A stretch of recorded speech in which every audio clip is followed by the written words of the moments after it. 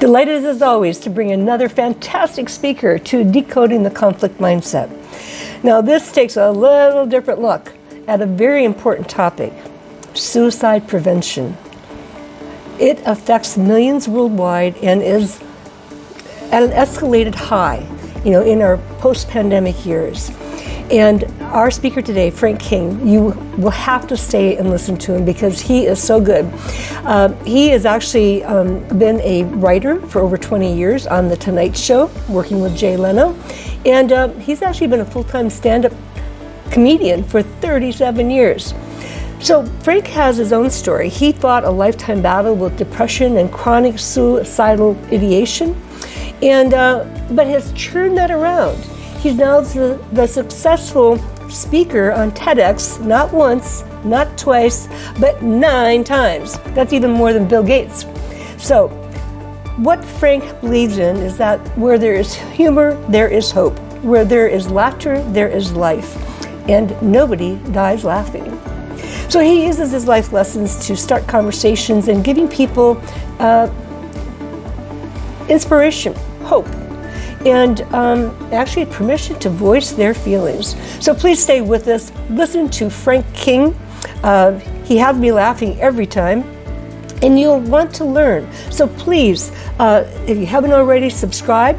If you have, great. Pass it on, share it with your friends, because this is a very important topic when it comes to depression, suicidal thoughts, and we all face our challenges. We all have our story.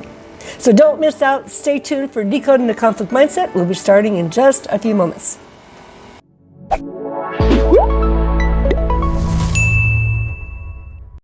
Well, here we are, Decoding the Conflict Mindset. And today we have a particularly interesting guest with Frank King. Frank, you'll soon hear his story, but he talks about a very important topic that a lot of us like to avoid: suicide. Does that grab your attention?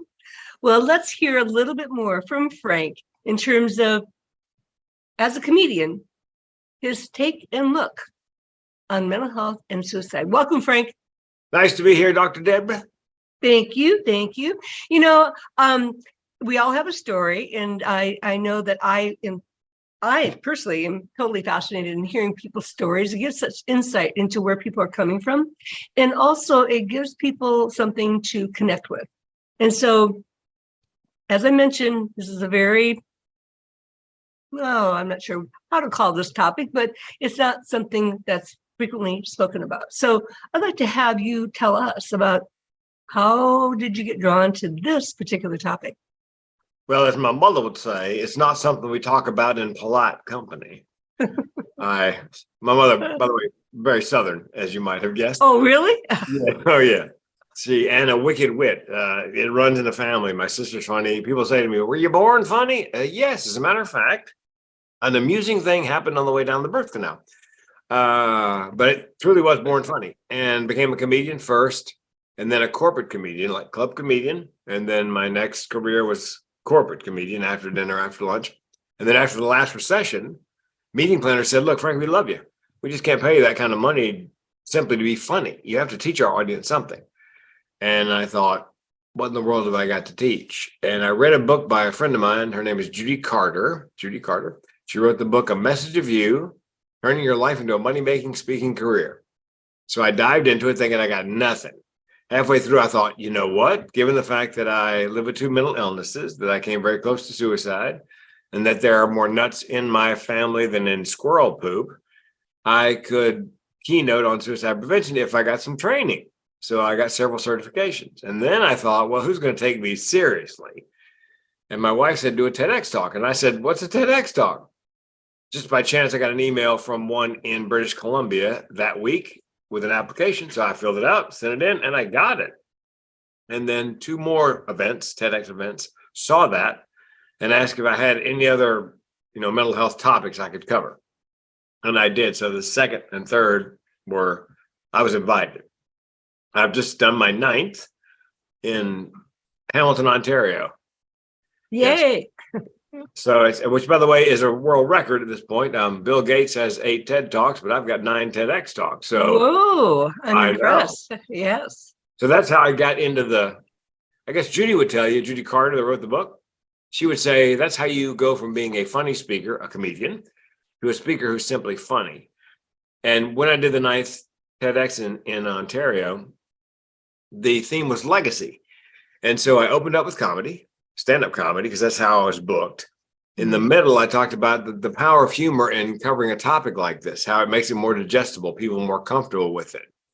And if you combine that with vulnerability, which Brene Brown says is a superpower, and I agree, Yes. then it gives people in the audience permission to give voice to their feelings and experiences. And most of the conversations after my keynote start like this. I've never told anybody this. I get that a lot. So I said my legacy, I believe, to fit the theme of the TEDx, is that I've given these people permission to give voice to these things without recrimination, and perhaps maybe steered them far enough off the path of suicide, they'll live a long and happy life. And that would be my living legacy, thanks to humor and vulnerability. And then I dive back into a comedy bit, finish on a high note. Wow. That's, that's incredible skill right there, being able to mix the two and flow back and forth and between humor and yet things that are very serious. Go back, Judy Carter's book again for our listeners. It's called The Message of You. And the subtitle is Turning Your Life into a Money-Making Speaking Career. Very good. Thank you. Mm-hmm. Well, it certainly was pivotal in your life. Oh, yes. And Judy's not one of those people who writes a book not knowing, not doing that for a living. Mm-hmm. But she's been doing that for a living for a good long time. Wow. Well, it's interesting just even having you talk about that, your life, Judy's life, right there. It shows people how we can choose different pathways in directions we may have never, ever anticipated. And who would have thought, when you were growing up, that you'd become a comedian, right? Well, actually. Oh, okay. There's a story there. 9th grade, not 9th grade, 4th grade, 9 years old. Mm-hmm. I told a joke out loud. The kids laughed. The teacher was hysterical. She had to go to the teacher's lounge. She was laughing so hard. And at that moment, I decided I'm going to be a stand-up comedian. And I did the 12th grade talent show and I won. Of course, I beat the accordion player and the folk dancers. But said to my mother, I'm going to LA to be a comedian. She goes, no, you're going to college first. I don't care what you do when you get done. You can be a goat herder for all I care, but you're going to be a goat herder with a college degree. So I went to UNC Chapel Hill, picked up a couple of college degrees, and then headed for the West Coast at open mic night. And then after my first night on stage, open mic, in the middle of my 5 minutes, I heard a voice inside my head that said, you're home. Oh. And I decided at that moment I was going to do it for a living. 18 months later, I said to my girlfriend, now my wife of 35 years, I'm going on the road to be a stand-up comedian. Would you like to come along for the ride? Figuring she'd go, oh, heck no. She goes, yeah. So we gave up our apartment and our jobs, and we were on the road together 2,629 nights in a row, nonstop, no home, just comedy club to comedy club to comedy club for 7 years and change. Worked with some amazing people who are famous now. Seinfeld, Dennis Miller, Foxworthy, Rosie, Ellen, Adam Sandler, Kevin James, Jim Carrey, back when they were just comics. And of course, many are famous now. So it was like our mid-20s to our mid-30s. So it was a great time just to pitch it all and go. What a time of life, right? Yes. Somebody said, are you still married to Wendy? Who divorces a woman like that? That's a very good point. Having worked with a lot of couples in marital challenges, the fact that you've stayed together for that long is truly amazing, and congratulations. Thank you. Yes. Well, Frank, I guess, there's still a point you haven't quite touched on, in terms of you dabbled into it, but in terms of mental health and suicide, what was the turning point, I guess? Because we already know that you've been a comic from down the birth canal, and then throughout your life and into your young adulthood. But what is it? What is it that really brought you out? You as a comedian talking about suicide. Well, generational depression and suicide runs in my family. My grandmother died by suicide. My mother found her. My great aunt died by suicide. My mother and I found her. I was 4 years old. I screamed for days. And if you're already hardwired for depression and suicide, as I was, and you're that close to an actual suicide, The odds are better than even that at some point in time in your life, you will consider taking your life. And that happened in April of 2010, height of the last recession, lost everything in a Chapter 7 bankruptcy. And that's when I learned what the barrel of my gun tasted like, literally. Spoiler alert, I did not pull the trigger. Yeah, I know my audience is kind of nervously laugh. And a friend of mine came up after a keynote recently and he goes, "Hey, man, how come you didn't pull the trigger?" I go, "Hey, man, could you try to sound slightly less disappointed?" Yeah. Wow. Yeah. Yeah. So that's, and I live with 2 mental illnesses. I live with major depressive disorder, relatively common, and then chronic suicidal ideation, which is uncommon, it's rare. It's not even in the latest diagnostic and statistical manual of, psychological diseases. Right. And what it means is, for me and people like me, the option of suicide is always on the menu as a solution for problems large and small. And I tell the audience, look, my car broke down a couple of years ago. I had 3 thoughts: 1, get it fixed; 2, buy a new one; 3, I could just kill myself. I know it sounds absurd, but every time I've spoken since 2014, there's been at least one person in the audience, sometimes more, who have that illness, have no idea it has a name. They think they're some kind of freak and completely alone. I had a young woman come up at a college show, and say, "Thanks for the keynote. You're welcome." She goes, "But I got to tell you, it made me weep." "How did it make you weep?" She goes, "You know your story about the car, get it fixed, buy a new one, kill yourself?" I go, "Yeah." She goes, "I've been having those thoughts all my life. I didn't know that had a name. I thought I was just some kind of freak and all alone. And when I heard you say you have it, I realized for the first time in my life, I'm not alone, and I wept." There's a little ROI for you. Whoa. Yes. Yes. Yeah. Well, what you just said, Frank, just underscores so many things in terms of, we experience things, and whatever the issue might be. Like you, I went bankrupt after the recession in 2008. That's something I talk about a lot. But if you do, you have connection. There are many people who have, and so it just sort of opens up your picture and makes you realize that I'm not alone. There are other people who experience these kinds of things, and that can give you hope and courage to do things differently.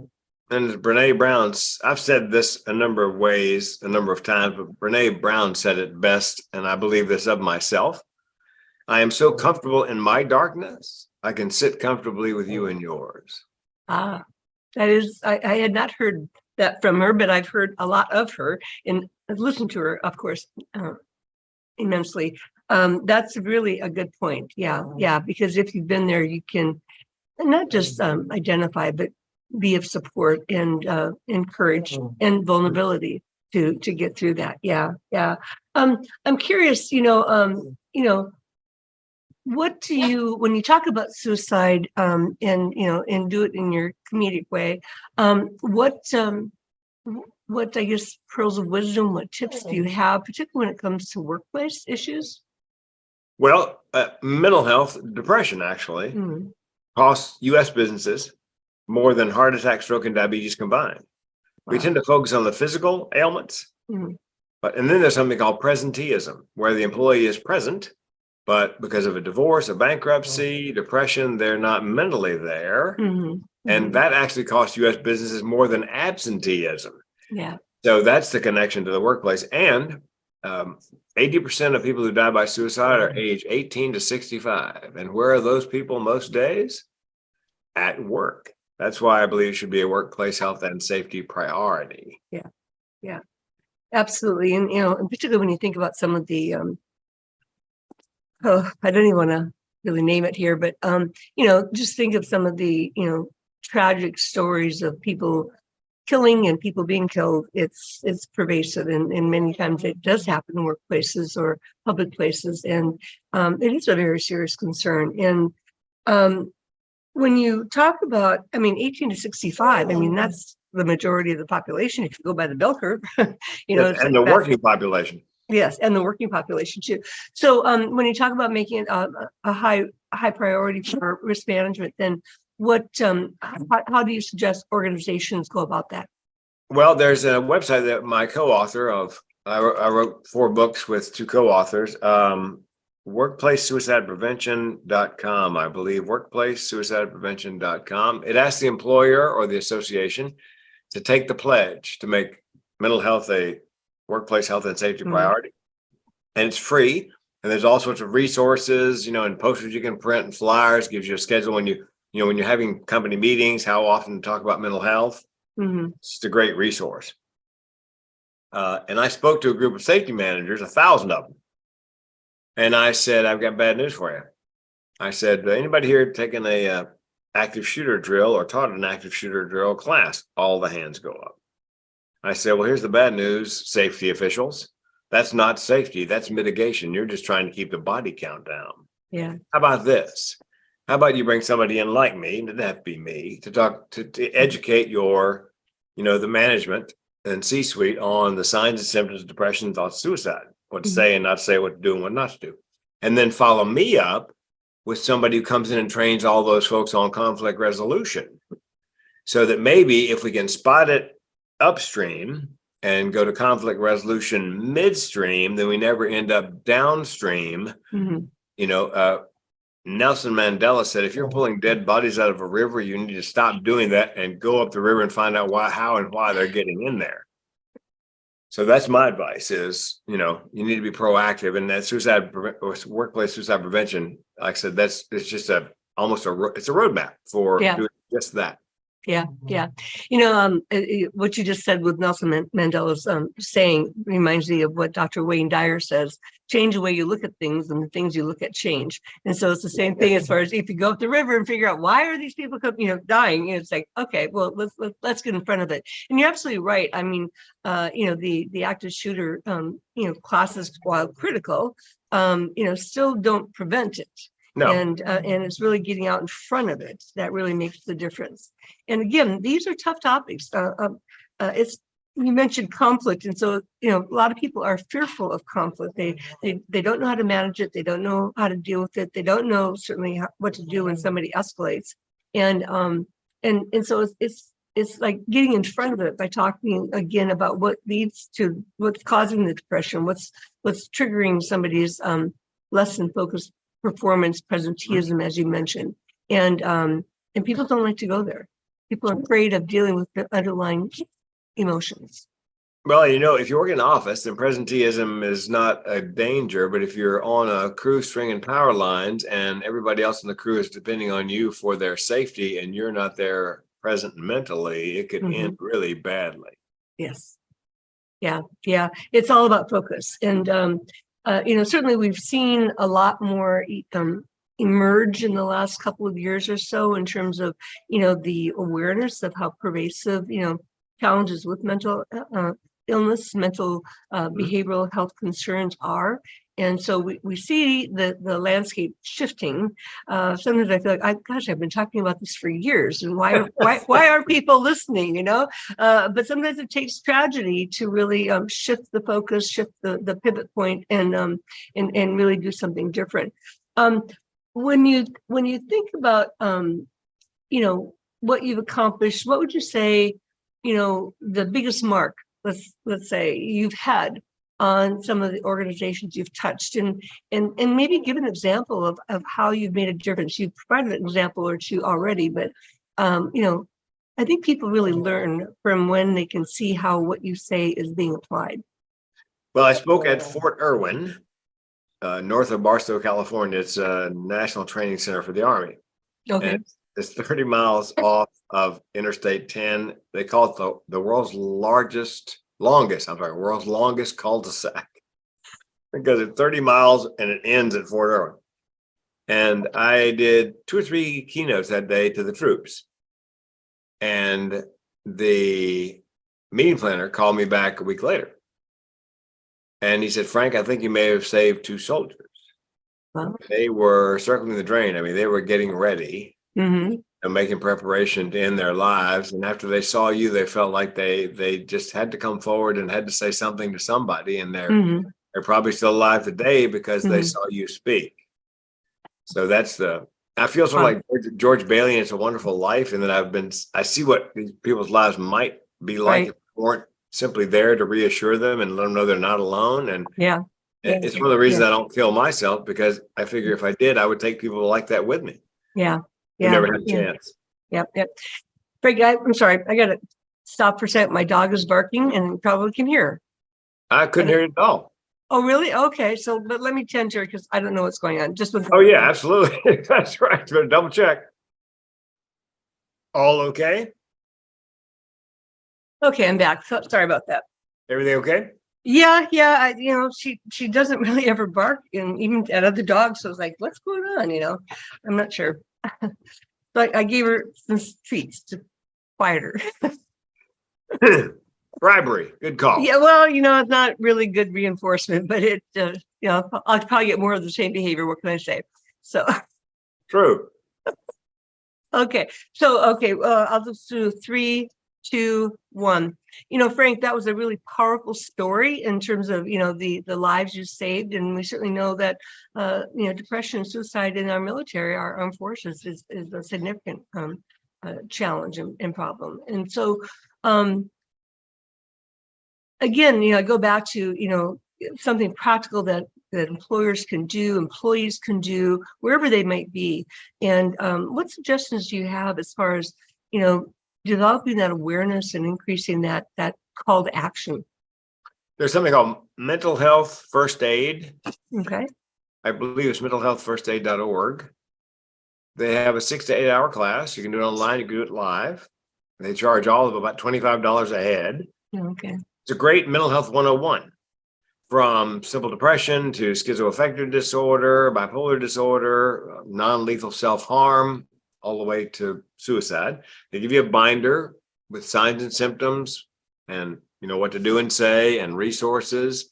And they're happy to come to a company, say, and train the C-suite and all the managers or perhaps HR, so that you can spot. Here's the good news is 8 out of 10 people who are suicidal are ambivalent. 8 out of 10. 9 out of 10 give hints in the last week leading up to the attempt. So what I tell my audience is, you can make a difference. You can save a life, and you can do it by doing something as simple as we're doing right here, and that is starting a conversation if you know how. And I tell my audience, before you leave, you will know how. But the mental health first aid will also teach you how. They have an adult one and then one for younger people. Okay, that's a wonderful resource. Thank you so much.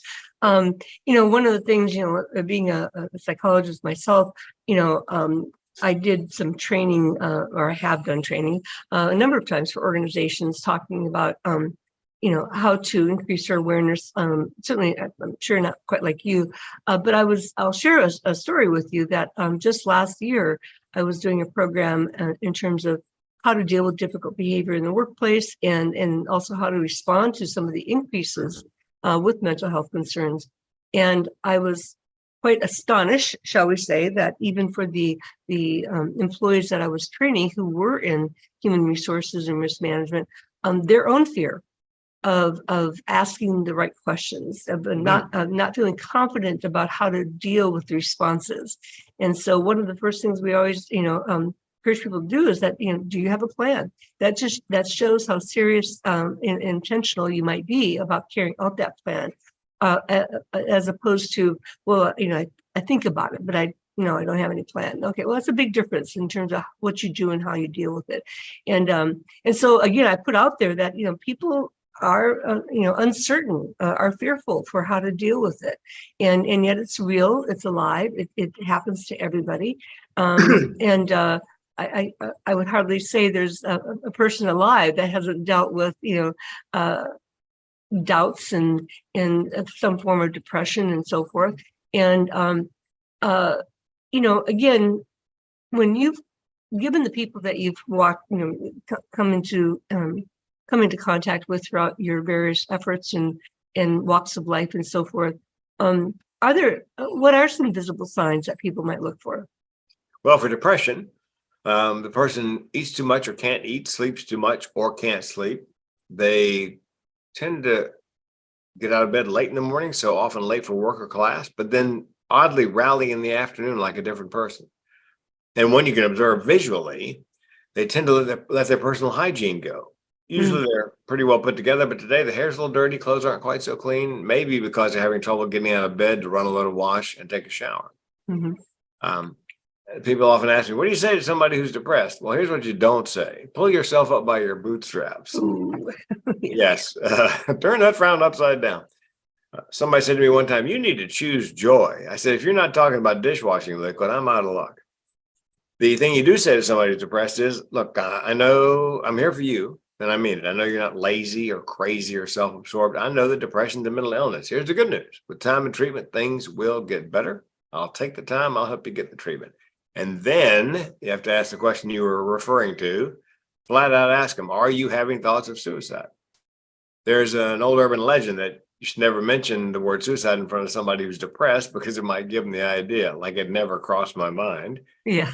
In fact, the chances of them dying by suicide, if you mention it, go down because you've drug it out of the light of day. Mm-hmm. Now, let's say they don't admit they're depressed. I'm sorry, they don't admit they're suicidal, but you suspect. And I say, go with your gut. If you walk by somebody and you think something's wrong, I think he may be suicidal. Chances are. So what you're looking for is they talk about death and dying frequently. You catch them Googling death and dying or how to die by suicide. Mm-hmm. It appears a theme in their artwork, their music, their writing. They're getting their affairs in order, especially if they're giving away prized possessions because they want to make sure the possessions go to the people they want them to go to when they're gone. And here's a counterintuitive one, very dangerous, I think. They've been depressed forever, and now they're happy for no reason. Well, they may be happy because they've chosen time, place, and method. They have a plan, and they know the pain is finite. Because pain, a lot of people don't understand. Most people who attempt suicide don't want to die. They just want to end the pain. I just want to end the pain. Now, Deborah, here's one I've added. Never had a class where they said this, never had read a book or whatever. Suppose they've got a plan, but it's not really detailed. What would you say? Well, I'd say, okay, are you going to kill yourself? If they say no, I'd say, okay, tell me why not. Make them give voice to whatever's keeping them here, because something is. And then maybe you can leverage that, to keep them safe for another day. Those are all very, very important tips. And again, I go back to, it takes courage to confront it. It takes courage to acknowledge it. It takes courage to talk about it. Yep. And one thing you had to say that I oftentimes will say is I work a lot with employers dealing with employees who have medical conditions of all kinds. Certainly, behavioral health issues are rising rapidly. But I always encourage employers to say, if you have have an employee who generally is, pretty prompt, in their attendance and good in their work and blah, blah, blah. And yet now you see a change. That change could be signifying something's going on, whether it's physical health or mental health. And that's an opportunity to reach out. And a lot of people don't know about this, but under the federal law, the Americans with Disabilities Act, employers and employees are required to engage in the interactive process to talk about what's going on. And yeah, see, you didn't even know that. And you're, yeah. So, this law has been around for 32 years. And California also has a comparable law called the Fair Employment Housing Act. And I like to, let people know they arose out of the 1964 Civil Rights Act, because disability was one of the protected classes. And so mental health is part of that. I mean, a lot of people don't look at it as disability per se, but it's a medical condition. Yes. And so definitely, there are laws to engage people around this kind of conversation. It's knowing how to do it effectively, artfully, and skillfully. And that's actually part of what I do. So, but yeah, mental health is really, really a big concern. I guess, I want to go back to, some of your other background, and because I know that you've got I know you mentioned a lot of comedians, actors who've been very successful over time, but I also know you had a 20-year stint doing what? Writing for whom? Writing jokes for The Tonight Show, Jay Leno specifically. Oh, very good. Very good. And I'm curious, what was that experience like? It was great for exercising the comedy muscle, because I would crank out a dozen or 2 dozen topical jokes straight from the newspaper every day. And was competing with other writers and people on the staff. And so if I got a couple in the monologue in a week, I felt like, whatever I wrote was better than anything that somebody on staff had. Mhm. So, yeah, and great guy, by the way. When I had my first aortic valve replacement in '95, first person to call me in my hospital room after I got out of ICU was Leno. Hey, heard you had a heart surgery. Good thing you didn't have it in LA. They take it out and leave it out. And then when our fourth book was about to be published on men's mental health, I asked Jay if he would blurb the cover, and he did, which helped with our marketing, as you might imagine. So just a really genuinely good guy. Well, that's wonderful. And so I imagine along the way, because we oftentimes hear that many comedians are challenged, with their own mental health and life traumas and things like that. And so I'm sure you saw plenty of that throughout your career as well. Yes, I did a TEDx on mental with benefits, the evolutionary advantages of mental illness. I said, what if mental illness is not a genetic mutation, but an amazing evolutionary adaptation? What if it's, as Malcolm Gladwell says in his book, David and Goliath, a desirable disadvantage? You never wish it on anybody, but it comes with certain advantages. Because I kept bumping into people who had a mental health challenge with some other amazing talent, comedians, actors, singers, writers. They all had something on the disability side. And I believe the eighth TED I did was, I'm not broken, I was made this way, because I believe my depression and thoughts of suicide are simply the flip side of my creativity and imagination. So the trick is to take that disability, find the ability that comes with it oftentimes, and wrap your arms around that and encourage and embrace that and, make it a career. Well, I appreciate what you've had to say, because, out of adversity comes opportunity. Yes. From moments of pain comes the momentum for gain. Yes. And a comedy maxim is tragedy plus time equals comedy. Wonderful. Frank, you have just shed so much insight, and again, really about reframing whatever it is that we've got going on, and what can I learn from this? How can I move forward differently? Because we all have crap that happens. I was going to say another word, but I didn't think it was appropriate for recording. That's quite right. Well, I tell parents, because I've never met a parent who had a child with a challenge, behavioral or otherwise. Mm-hmm. I would say, well, what do they do really well? And they go, oh, you're not going to believe. And they almost always seem to have another extraordinary ability. And I said, well, my advice is to wrap your arms around that. I think the IEP, the individual education plan, right, be truly individual. If a child has dyslexia, the STEM program, science, technology, engineering, mathematics, is just numbers rolling around on a page. Yeah. Why not the humanities? Why not something, or if, let's say they've got OCD, then steer them into a career, accounting, engineering, bank, where they prize attention to detail. Yes. 30 or 40 Fortune 500 companies are now hiring people on the spectrum, paying them handsomely for the one thing they do better than anybody else. And these are adults who've finally been able to move out of their parents' basement because now they've got a solid income and they feel very productive because they're doing what they love doing. Yeah. Yeah. You just triggered a thought in my mind, because the IEPs, the individual education programs for students, is something very much needed and very active. And perhaps organizations should also be taking a look at individualized employment programs, a twist on the terms, because it just like you were saying, is that more and more organizations are hiring on the spectrum and really prizing them for what they do best. That the attention to focus and detail and then not expecting them to fit in all the other cultural aspects of being in an organization. Now it demands some very creative thinking, but it might be a new direction.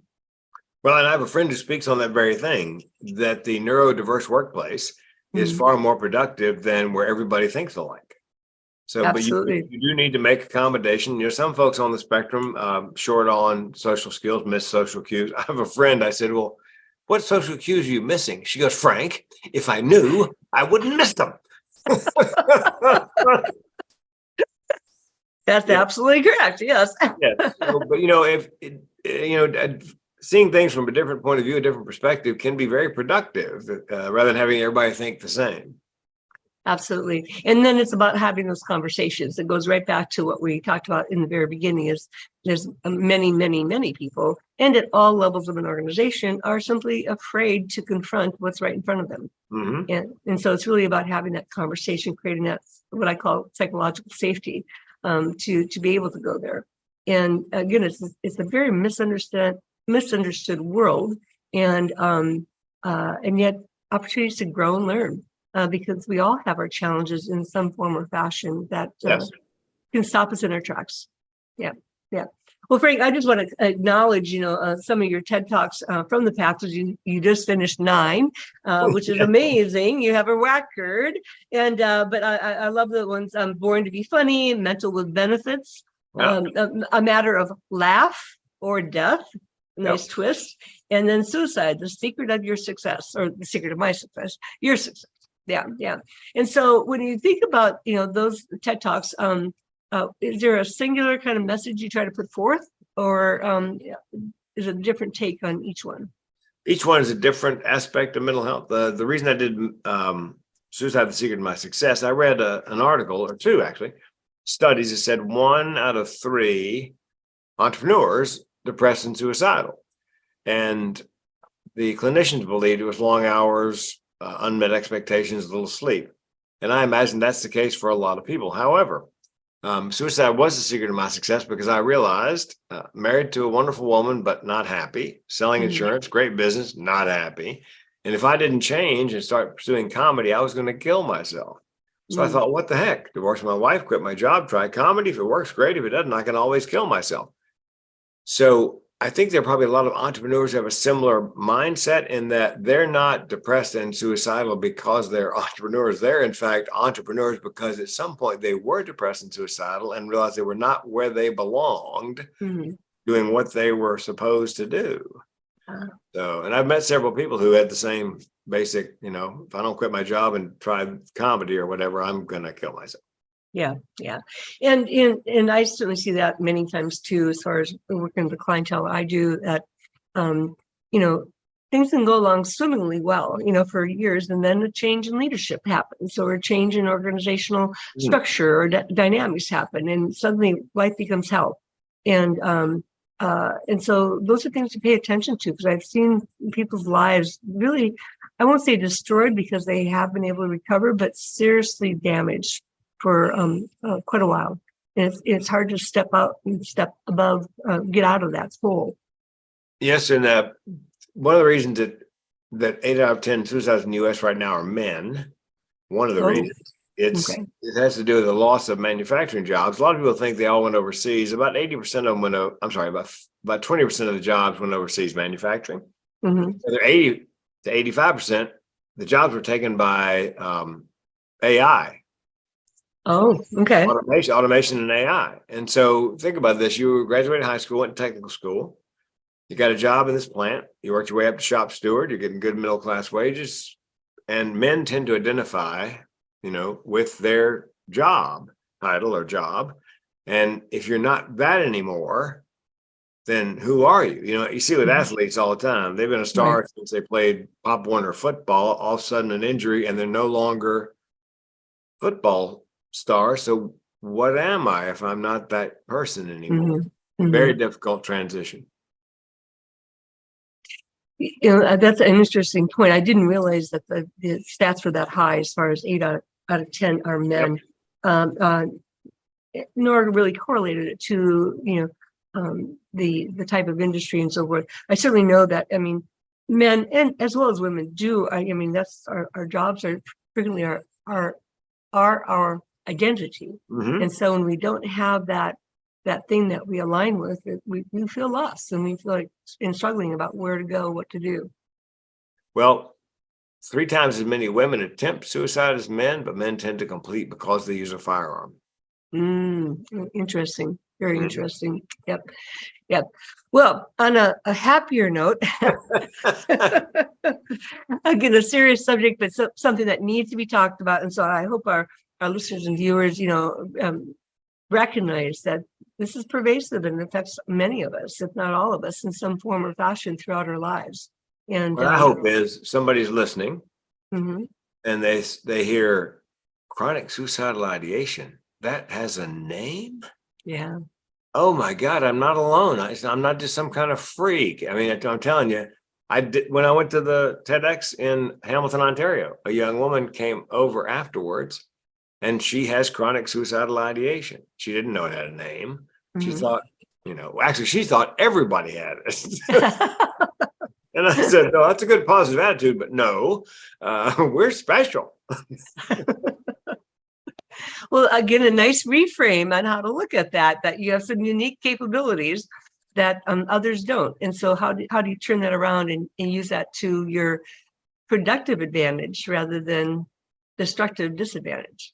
Yes, my philosophy is if life hands you lemons, make lemonade and then share it. Yeah.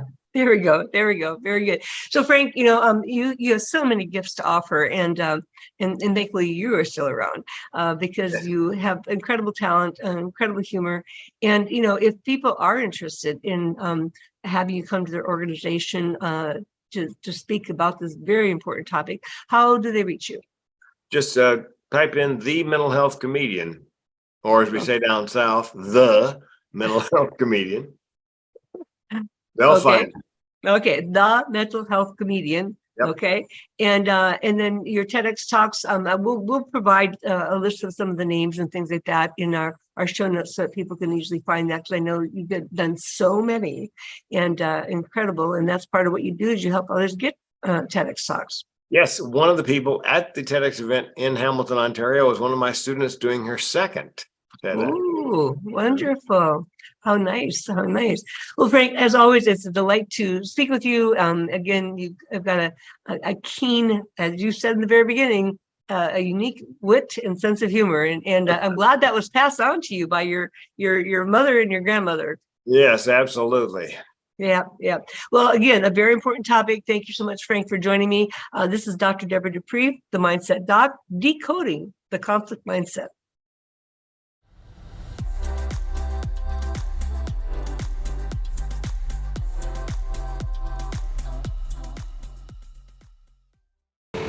Well, I hope that you found Frank King incredible, as I have found him incredible.